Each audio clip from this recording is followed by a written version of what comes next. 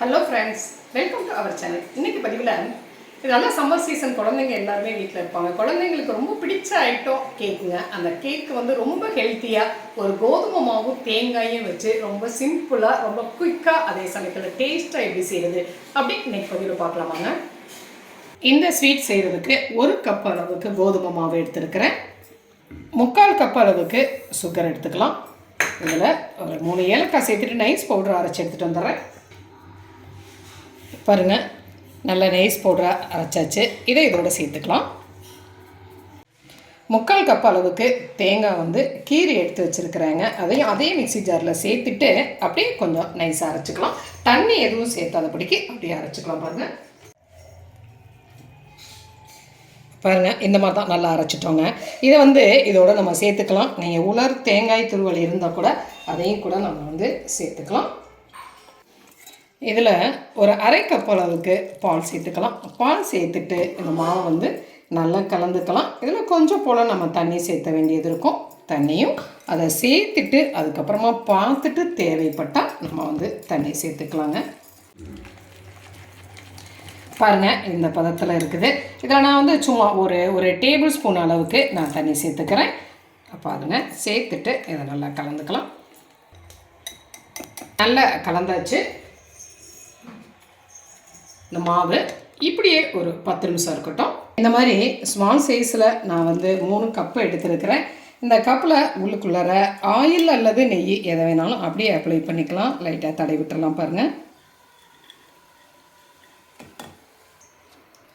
இதில் கொஞ்சமாக மாவு சேர்த்துக்கலாம்.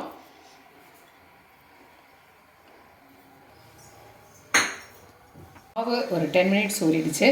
இதில் நான் ஒரு 1/2 டீஸ்பூன் அளவுக்கு பேக்கிங் சோடா சேர்த்துக்கிறேன். இதில் ஒரு 1/2 எலுமிச்சம்பழத்தை புழிஞ்சு விட்டுக்கலாம்.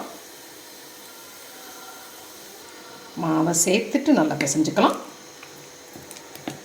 பாருங்கள், கலந்தாச்சு. மாவு இந்த மாதிரி ஒரு பதத்தில் இருக்குது. இப்போ நாம் ப்ரிப்பேர் பண்ணி வச்சுருக்க இந்த கப்பில் இந்த மாவை ஆட் பண்ணிக்கலாம். ஒரு 3/4 கப் அளவுக்கு சேர்த்துக்கலாம். பாருங்கள், ஃபுல்லாக சேர்த்த வேண்டாம், மாவு வெந்து வரணும். ஒரு 3/4 கப் அளவுக்கு இந்த மாவை சேர்த்துக்கலாம்.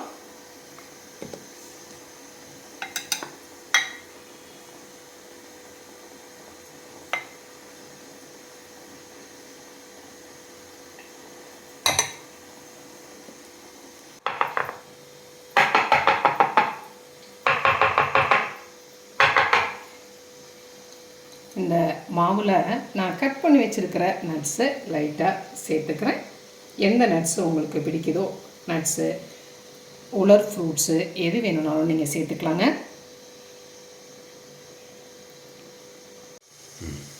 அடுப்பில் இட்லி பானை வச்சுருக்கிறேன். இட்லி பானை வச்சு உள்ளே தண்ணி சேர்த்துருக்குறோம். தண்ணி இப்போ நல்லா கொதிச்சிட்ருக்குது.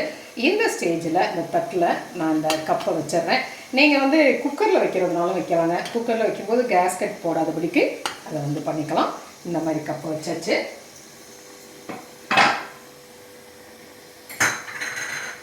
இது இல்லாமல் ஒரு குட்டி டம்ளர் ஒன்று கிடச்சிருக்கு எனக்கு. அதையும் நான் அதில் வச்சிட்றேன். நீங்கள் இந்த மாதிரி டம்ளரில் கூட செய்யலாங்க, இதில் வேணாலும் செய்யலாம். இப்போ பாத்திரத்தை மூடி போட்டு மூடிடுறேன். இதை வந்து மீடியம் ஃப்ளேமில் நான் வச்சிட்றேன். ஒரு 20 மினிட்ஸ் அப்படியே வேகட்டும். பாருங்கள், நல்லா வெந்துடும். மீடியம் ஃப்ளேம்லேயே வேகட்டும். பாருங்கள், 20 மினிட்ஸ் நல்லா வெந்துருச்சு. இப்போ பார்க்கலாம். பாருங்கள், ஒட்டாமல் வருது இல்லையா? அப்போ நல்லா வெந்திருக்குன்னு அர்த்தம். இந்த ஸ்டேஜில் அடுப்பை ஆஃப் பண்ணிடலாம். இதை நம்ம எடுத்துடலாம்.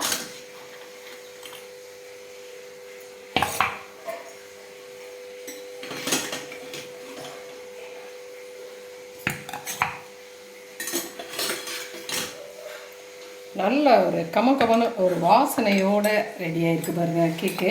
இப்போ இது வந்து ஒரு 5 நிமிஷம் போல் ஆறட்டும். ஒரு 5 மினிட்ஸ் ஆறிடுச்சு. இதில் வந்து ஒரு நைஃபை வச்சு லைட்டாக அந்த ஓரங்களை நீங்கள் எடுத்து விட்டுட்டு நம்ம எடுத்துடலாம். இது ரொம்ப ஒரு ஹெல்த்தியான ஒரு ஸ்நாக்ஸ் ஐட்டம், ஒரு கேக் ஐட்டங்க. குழந்தைங்களுக்கு கேக்குனால் ரொம்ப பிடிக்கும். இந்த மாதிரி நம்ம ஒரு ஹெல்த்தியான கேக் செஞ்சு கொடுக்கும் பொழுது அது ரொம்பவே குழந்தைங்களுக்கும் டேஸ்ட்டாக பிடிக்கும், ஹெல்த்துக்கும் ரொம்ப நல்லாயிருக்கும். பார்த்தீங்களா?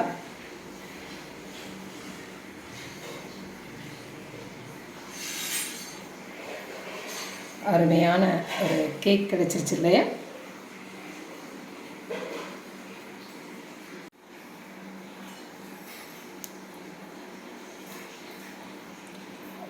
கப்பில் வச்சாலுமே இந்த மாதிரி அழகான ஒரு ஷேப்பில் நல்ல ஒரு சாஃப்டான ஒரு கேக் நமக்கு கிடச்சிருச்சு பாருங்கள்.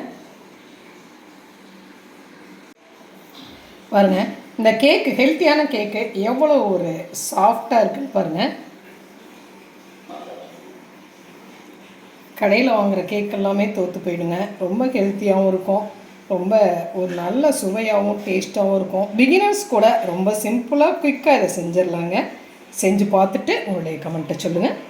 சுவையான நம்மளுடைய அந்த தேங்காய் கேக்கு ரெடி ஆகிடுச்சு. ரொம்ப சிம்பிளாக, ரொம்ப டேஸ்டியாக, ஹெல்த்தியாக செய்ய முடியும். செஞ்சு பார்த்துட்டு உங்களுடைய கமெண்ட்டை சொல்லுங்கள். இந்த பதிவு உங்களுக்கு பிடிச்சிருந்துச்சா சப்ஸ்கிரைப் பண்ண மறக்காதீங்க. லைக் பண்ணுங்கள், கமெண்ட் பண்ணுங்கள், ஷேர் பண்ணுங்கள். மற்றும் ஒரு பதிவில் உங்களை மறுபடியும் சந்திக்கின்றேன். நன்றி.